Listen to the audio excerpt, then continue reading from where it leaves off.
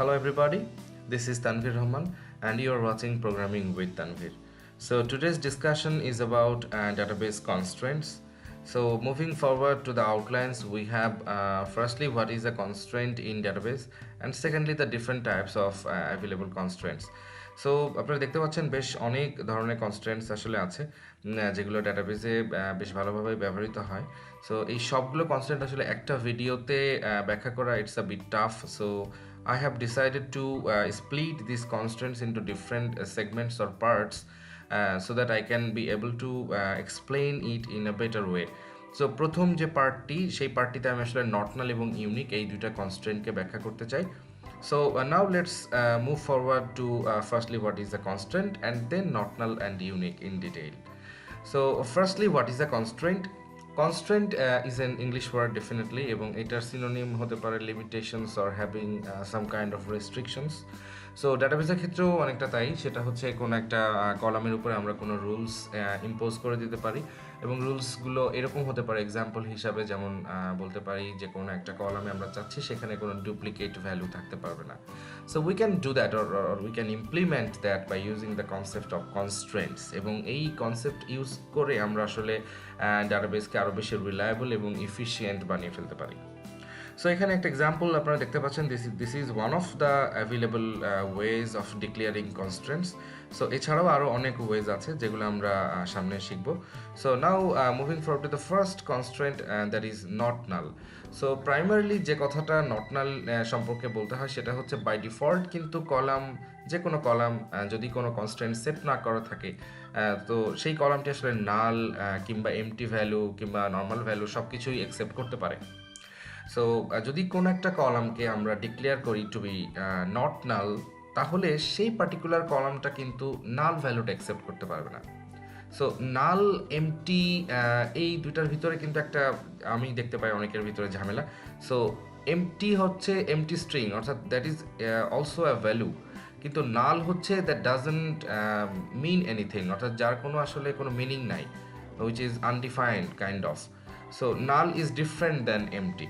So not null constant use করলে আমরা নাল use করতে পারবো না, অর্থাৎ নাল কোনো কিছু ডাটাবেজে রাখতে পারবো না।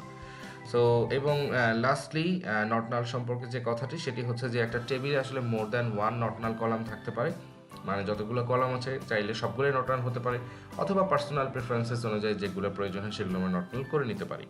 সো এটা হচ্ছে সিনট্যাক্স, আমরা কলাম এর নামটা লিখে ডাটা টাইপ লিখে তার পরবর্তীতে নট নাল এই টার্মটা লিখে দিলেই আমাদের ওই পার্টিকুলার কলামটি নট নাল কনস্ট্রেন্টের দ্বারা এক্স্যাক্টলি বাউন্ড হয়ে যাচ্ছে। So now the next constraint which is unique, এবং এর নামটাই আসলে সব কিছু ব্যাখ্যা করে দিচ্ছে।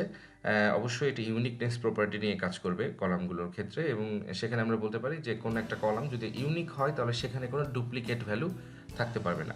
But some points two be noted. প্রথম পয়েন্টটি হচ্ছে unique column can contain null values, this is very important. এখানে আসলে কিছু ডিফারেন্স পাওয়া যাবে, যেমন হচ্ছে যদি আমরা মাইক্রোসফটের একটি ডাটাবেস সার্ভার, সেটা হচ্ছে মাইক্রোসফট এসকিউএল সার্ভার ইউজ করি, ইন দ্যাট কেস কিন্তু সেখানে একের অধিক নাল ইনসার্ট করা যায় না। বাট ইন টার্মস অফ মাইএসকিউএলের ক্ষেত্রে যেটা হয়, আমরা numerous numbers of null values we can insert, আমরা চাইলে অনেকগুলো নাল ইনসার্ট করতে পারি, বাট নাল ছাড়া বাকি ভ্যালু যেগুলো থাকবে সেগুলো ডেফিনেটলি ইউনিক হতে হবে। That is important, very important point to remember. And lastly not নালের মতো এক্ষেত্রেও প্রযোজ্য, একটা টেবিলে একের অধিক ইউনিক কলাম থাকতে পারে। So this are the two possible syntaxes available in order to declare a column to be unique. আমরা চাইলে ডাটা টাইপের পরে ইউনিক টার্মটা ইউজ করে লিখতে পারি, অথবা নর্মালি কলামগুলো ডিক্লেয়ার করে লাস্টলি কনস্ট্রেন্ট এই টার্মটা লিখে কনস্ট্রেন্টের একটা নাম দিয়ে তারপর এই ফরম্যাটে আমরা ইউনিক কলামকে ডিক্লেয়ার করতে পারি। এখানে নামটা হচ্ছে ওই স্পেসিফিক কনস্ট্রেন্টের একটা নাম, যদি আমাদের কয়েকটা ইউনিট থাকে প্রত্যেকটার জন্য আলাদা আলাদা নাম দিতে হবে। So that is how we use it, but now I want to explain all of this using the command prompt, so you can understand it in a better way. So I am going to the CMD. So I'm going to CMD now. যেহেতু আমি আসলে MySQL and DBMS XAMPP এর মাধ্যমে use করছিলাম, so I need to change the directory to C drive and then xampp XAMPP MySQL and then inside bin এখন আমাকে যেটা করতে হবে সেটা হলো কানেক্ট। সো ইউজার হচ্ছে রুট, পাসওয়ার্ড নাল এবং হোস্ট হচ্ছে local host. So now password is null. আমাদের ডাটাবেসের নাম ছিল পিডব্লিউটি। সো পিডব্লিউটি অ্যাক্সেস পেয়ে গেলাম। এখন আমরা দেখে নিচ্ছি টেবিলস কি কি আছে এই ডাটাবেসের মধ্যে। কোনো টেবিল নাই। So let's create a table. So create table student এবং প্রথম কলামটার নাম দিচ্ছি ইন্টিজার, সেখানে কোনো কনস্ট্যান্ট দিচ্ছি না। পরবর্তীতে নেম এবং সেখানে আমি একটি কনস্ট্যান্ট দিতে চাই এবং নেমটা হচ্ছে ভার্কার টাইপ এবং সেটার মধ্যে 50টা ক্যারেক্টার থাকতে পারে। এটাকে আমরা নট নাল বলতে পারি। এবং লাস্টলি ইমেইল, এবং ইমেলটাও হবে ভার্কার এবং ভার্কার এটা আমি দিতে চাচ্ছি 100 এবং এটা হচ্ছে ইউনিকের একটা অ্যাপ্রোচ দেখাচ্ছি। আরেকটা অ্যাপ্রোচ যেটা হচ্ছে এখানে দেখতে পাচ্ছেন, এভাবেও আপনারা ক্রিয়েট করতে পারেন। সো এর পরবর্তীতে প্যারেন্থেসিস এবং lastly semicolon, then okay. So the query is executed. আমাদের স্টুডেন্ট টেবিল তৈরি হয়ে গেছে। আমরা একটু দেখে আসি স্টুডেন্ট টেবিলটি। সো এখানে একটু আমাদের বোঝার বিষয় আছে, সেটা হচ্ছে আমরা দেখতে পাচ্ছি এখানে কি এই কলামটির জায়গাতে ইমেইলের জায়গাতে লেখা আছে ইউএনআই, অর্থাৎ ইমেইলটা হচ্ছে ইউনিক, যেটা আমরা ইউনিক হিসাবেই ক্রিয়েট করেছিলাম। এবং প্রথম যে কলামটি সেটি হচ্ছে আইডি, এবং সেখানে আমরা দেখতে পাচ্ছি যে সে নাল ভ্যালু অ্যাকসেপ্ট করে এবং সেটা কোনো কির অ্যাট্রিবিউটও না, কারণ আমরা যখন ডিক্লেয়ার করেছিলাম তখন সেখানে আমরা কোনো ধরনের কনস্ট্রেন্ট সেখানে ইউজ করিনি। সেকেন্ডলি যেটা ছিল সেটা হচ্ছে নেম, এবং সেখানে আপনারা দেখতে পাচ্ছেন নালের ঘরে নো, অর্থাৎ সেখানে নাল অ্যাকসেপ্ট করবে না। সো এখানে আমরা যেহেতু নট নাল হিসেবে ডিক্লেয়ার করেছি, দ্যাট ইজ ওয়াই এখানে নালের জায়গাতে আমরা নো দেখতে পাচ্ছি। So now I want to insert some values in this student table. So insert into student parenthesis কি কলামে দিতে চাচ্ছি, আইডি, নেম এবং হচ্ছে ইমেল। এখন হচ্ছে ভ্যালুজের মধ্যে প্রথম ভ্যালুটা আমি দিতে চাই 1, এরপরে হচ্ছে নেমে দিতে চাই XYZ এবং ইমেল হচ্ছে another worker, so xyz@gmail.com. So now enter, query affected, অর্থাৎ একটা রো ইনসার্ট হয়েছে। এখন সেকেন্ড রোটা ইনসার্ট করার সময় আমি যে কাজটা করতে চাই, এখানে আমি একটা নাল ভ্যালু দিতে চাই। সো নাল, এবং এখানে নতুন কিছু দিই এবিসি।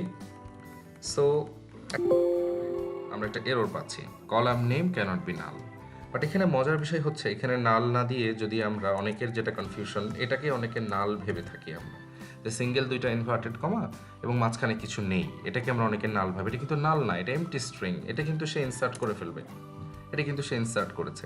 আমরা যদি একটু সিলেক্ট স্টার করে দেখে আসি, সিলেক্ট স্টার ফ্রম স্টুডেন্ট, তাহলে দেখতে পাবো এই জায়গাতে কিন্তু এমটি স্ট্রিং, বাট এখানে কিন্তু নাল থাকতে পারবে না। বাট আমরা যদি এই জায়গাটাতে, এখানে যদি আমরা একটা নাল ইউজ করি এবং তাহলে প্রবলেম হচ্ছে কোথায়, ডুপ্লিকেট এন্ট্রি এবিসি, কারণ এবিসি কিন্তু অলরেডি আমরা ইউজ করেছি। সো দ্যাট ইজ এবিসি আরেকবার ইউজ করা যাবে না। এখানে আমরা লেটস সে PQR এটা দিয়ে ইনসার্ট করি, তাহলে কিন্তু আমাদের ডাটা ইনসার্ট হয়েছে। আমরা একটু সিলেক্ট স্টার করে দেখে আসি, তাহলে দেখতে পাচ্ছি এখানে সবসময় ইউনিক। এখানে কিন্তু আমরা এমটি স্ট্রিং দিতে পারছি, এখানে কিন্তু আমরা নাল দিতে পারছি, কিন্তু এখানে কিন্তু আমরা নাল দিতে পারছি না। So that is the thing about unique constraints and not null constraints. And lastly, I want to say that if it is your first time here and in case you don't recognize me, I am Tanvir Rahman and you are watching Programming with Tanvir. So thank you for watching. I will be with you in the next video.